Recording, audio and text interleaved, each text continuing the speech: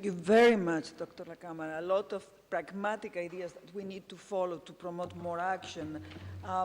Let me move to the last presenter, and then we will go for what I'm sure it will be a very rich discussion. Professor Virgilio Viana, Superintendent General of the Amazonas Sustainable Foundation in Manaus, Brazil, please. Good morning, everybody. I'll invite you to go to a different part of the world and look from a different perspective. I'll be talking about bottom-up approaches, which I think in a way complement nicely what has been presented before. The Amazon, as you, oops, it's not working. Oh, gracias. The Amazon is a huge area, about the size of the US and China. 82% of it is still forest. In the state of Amazonas, where I come from, it's 97.7% forest. And the graph on the right shows the deforestation rate, which has gone down quite significantly. The reduction of deforestation rate in Brazil has resulted in less emissions or reduction of emissions greater than the whole Kyoto Protocol. So it's quite significant. However, the problem is that forest fires are there and are increasing. And this connects directly with the subject of this symposium. Not only fire frequency is increasing, but these huge mega fires are also increasing. And this is last week's news. We have just had the worst increase in forest fires in history. This is just an illustration of it. We're seeing a continuous increase, and this is mostly driven by a number of factors, external factors like climate change, warming, and also land use patterns. This is also of last week. This is to see a little bit of the battle. This is the Environmental Protection Agency called IBAMA. It has just been burned down by those who are in the line of deforestation and illegal gold mining. Just to illustrate to you that this is a very lively debate, so to speak. This is a truck which was bringing new cars to IBAMA, and it was burned by loggers in another state. Looking at the broad international picture, this is a recent science paper that shows a very worrisome picture that forests are becoming sources of CO2 rather than sinks. In red is source and in green is sink. So it's a very worrisome picture, and this will aggravate the global problem of climate change. Well, what can we do in terms of the relation between the local constituents and policy? I think that health offers a fantastic perspective, and I'd here like to thank Ram and Marcello for this invitation. This has been very educational to me. The connection is very interesting. I had to do a little bit of research, and I learned a lot. And one of the things I learned is that there's a huge connection between forest fires and health, cardiovascular diseases, and all kinds of other problems, not only in the Amazon, but also in forest fires in Australia and in Europe, in other parts of the world as well. What are the solutions? Well, here's my perspective. I think we have to go bottom up. The solutions for the problems, as the minister was saying, have to be very much grounded on learning, on collective learning, coming up with appropriate ways to change behavior. As Governor Brown was saying, these transformative changes are not easy, and they're not going to happen if they come from the top down. No way, very unlikely. So we have to have people buy in.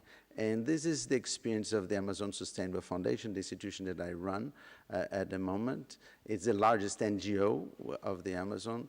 And we focus on participatory planning, participatory education, and empowerment of local communities. It's to engage local communities in decision making.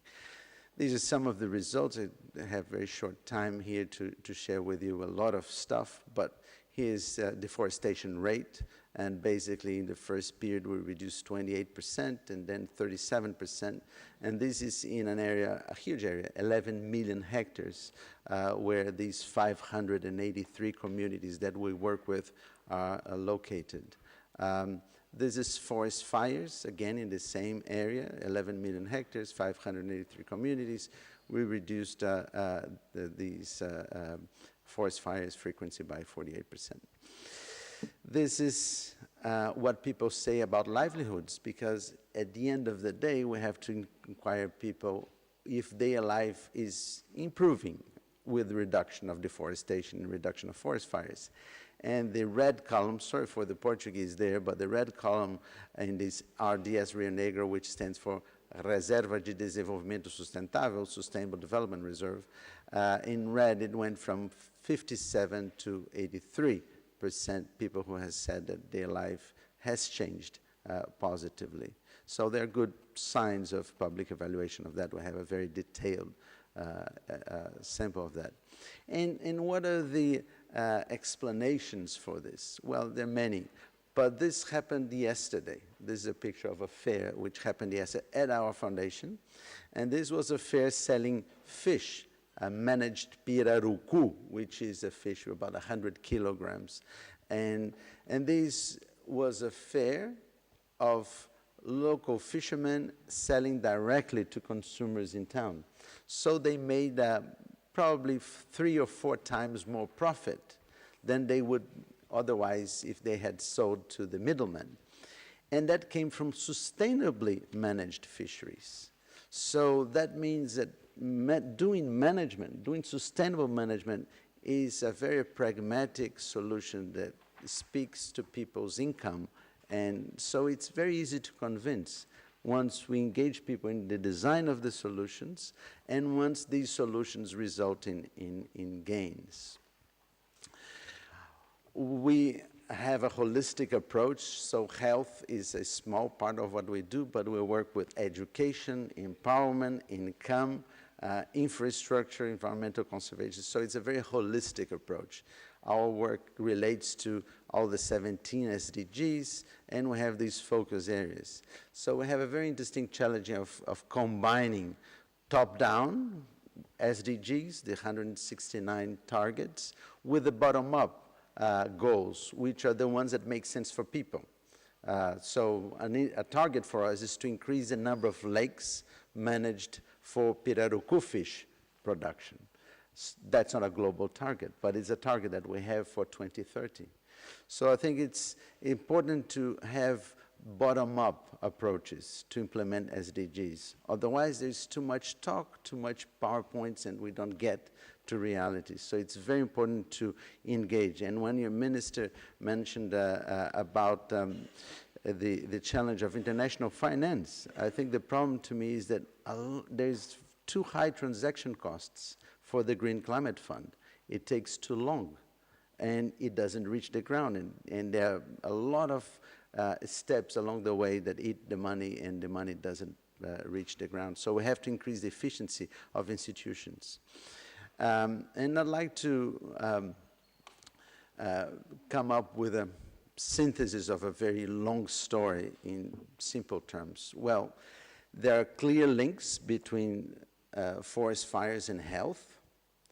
And this is a very important issue, not only for the health component in itself, but it's a link that can create political attention.